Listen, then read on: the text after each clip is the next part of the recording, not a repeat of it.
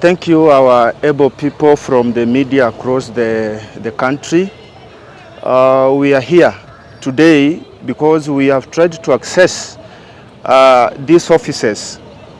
We have a team that went to the CC, sat down, gave the demands, tried to reason out, but all we get are promises. We also have gone to the office of the Chief of Staff for the same, or we are getting the same promises. Last Friday, a team went to the County Secretary's office, who said that he doesn't know the issue about contract renewals. But we are here to state that the reason why we are here is that, remember, we are human beings, and remember, we are offering services. The most painful thing is that we're offering services that we cannot afford.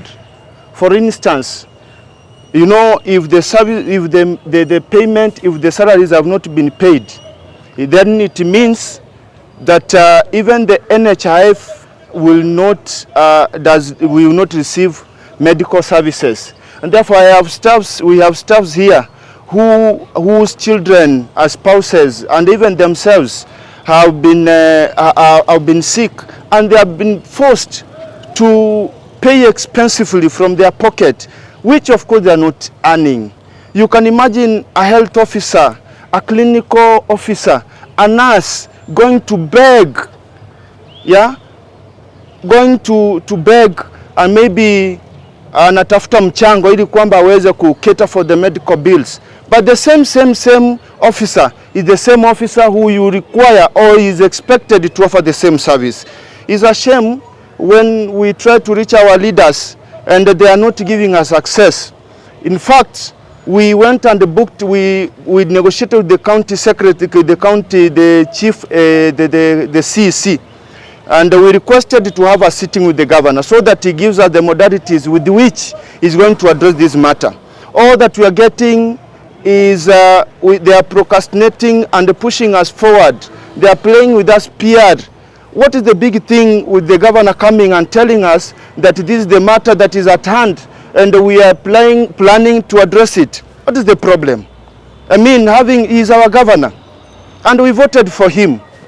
Yes? And when we need to speak to him, why should we have stumbling blocks? Why should we have a curtain between us and the governor? He should come out and address these matters. And for sure, these guys, you can imagine somebody waking up in the morning, going to offer services. These guys are not able to pay even border to their jobs. These guys, remember, they stay in people's houses. They feed. They have children to take to school. They pay school fees. They have other bills to pay. But all we are getting is that we are waiting. For how long is this going to continue? For how long? You are still at work. Is there a plan perhaps to down tools? We are not intending to down tools, but all we are asking is that the governor wants us sitting with the governor so that he is able to explain to us. Yeah, we are demanding and we need the governor so that we have a sitting with him like other counties. We saw Siaya sit with the Governor James Orengo.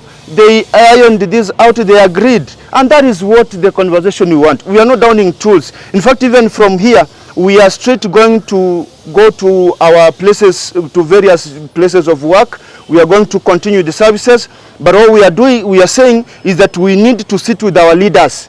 Even if we have maybe squabbles within the county, they need to explain to us because we live here. Why can't we have access to our governor? What is the big deal? We are no politicians. We are not fighting him. All we are asking is our right.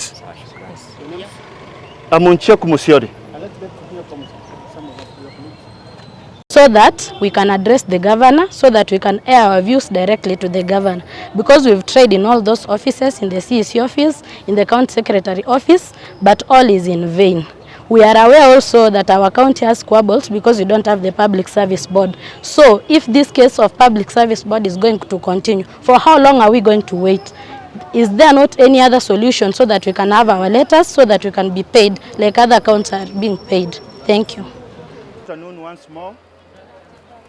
Yes, we earlier had a briefing, and as earlier alluded, we read a statement and then marched to the office of the governor. As you can see, we are at the office of the governor. We have heard that the governor has addressed us, and seemingly he was not aware of most of these things. He has directed the county attorney, the county secretary, and the relevant officers to fast track the renewal of the contracts.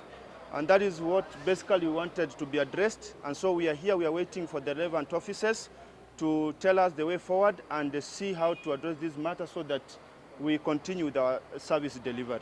Thank you.